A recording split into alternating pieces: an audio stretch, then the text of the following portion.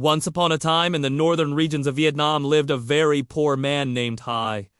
His wife was sick with a strange illness and needed medicine urgently, but he was too poor to afford it. He had no choice but to go to the mountains to look for herbs that could cure her, but little did he know what awaited him there.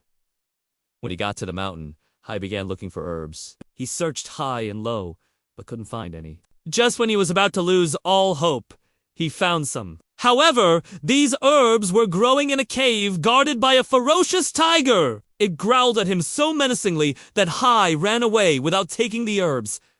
But then, an idea struck him. He decided to return and take those herbs no matter how dangerous it was. He knew if he didn't save his wife, she would die. So pulling up his courage, he returned to the cave. As soon as the tiger saw him, it let out a deafening roar and charged towards him.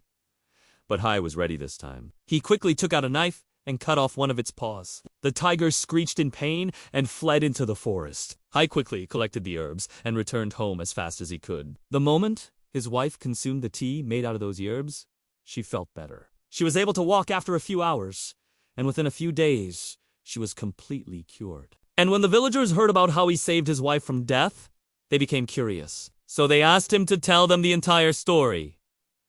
And as he spoke, their jaws dropped in surprise. No one had ever killed a tiger before, or at least no one could remember such an event. Hai had proved his bravery, and since then, the villagers called him the hero of the village. They elected him as their leader, and he became one of the most respected men in the village. After a few years, though, something terrible happened. The crops failed, the livestock died, and drought threatened to destroy the village.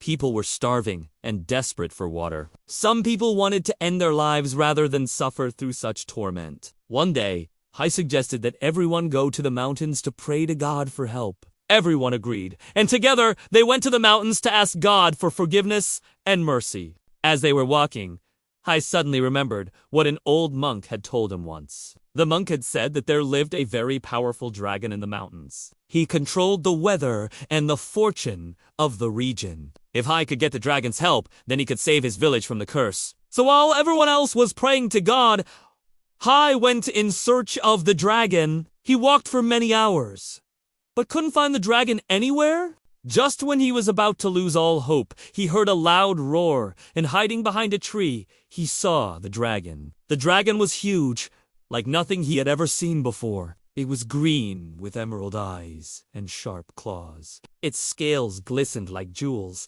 and whenever it moved, the ground trembled. The dragon looked up and saw Hai.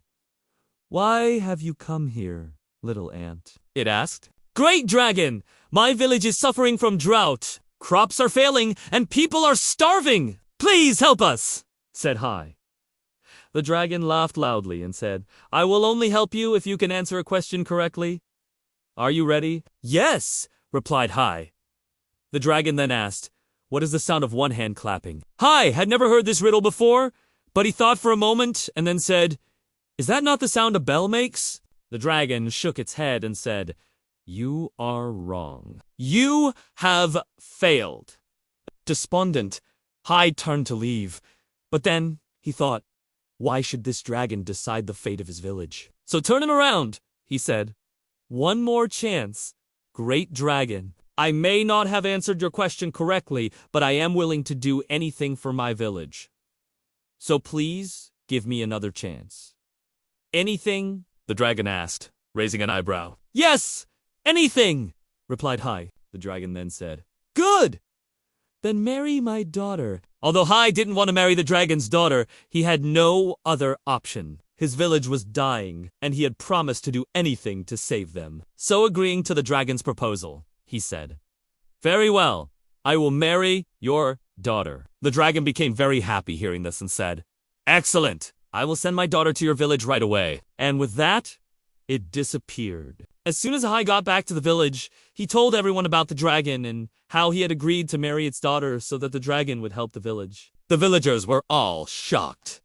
No one had ever heard of a dragon before, let alone seen one. Some of the villagers advised Hai not to go through with the marriage, because no one knew what evil intentions the dragon had. But Hai was determined. He said, "I have given my word and I will do anything to keep it." The next day, a beautiful girl came to the village. She was unlike anyone Hai had ever seen. She was very pretty and graceful, and there was something about her that seemed otherworldly. Everyone in the village welcomed her, and later, Hai and she were married. On their wedding night, she told him, "My father is very angry because you have insulted him by agreeing to marry me and then not keeping your promise."